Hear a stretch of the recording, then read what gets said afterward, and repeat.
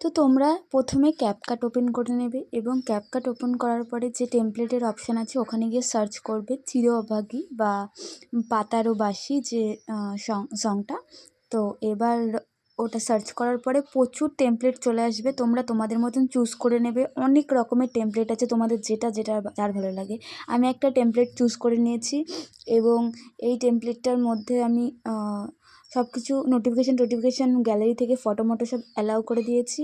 তারপরে ইউজ টেমপ্লেটে গিয়ে একটা নিজের গ্যালারি থেকে একটা পিক বা ভিডিও সিলেক্ট করতে হবে, তারপরে অটোমেটিকলি এডিট হয়ে যাবে।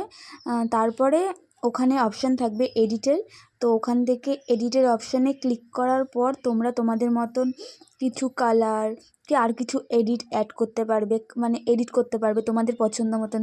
তো আমি এখানে জাস্ট ইফেক্টে গিয়ে ব্ল্যাক কালারের একটা ইফেক্ট সার্চ করেছি, যার জন্য আমার ফটোটা আর একটু সুন্দর হয়ে গেছে, একটু গ্লো টাইপের চলে এসছে। জাস্ট এইটুকুই, ব্যাস। তারপরে নর্মালি সেভ করে নেবো, এটা এক্সপোজ করে নেবো এবং এটা তোমার গ্যালারিতে চলে আসবে। তো ভিডিওটা যদি হেল্পফুল হয়ে থাকে তো সাবস্ক্রাইব।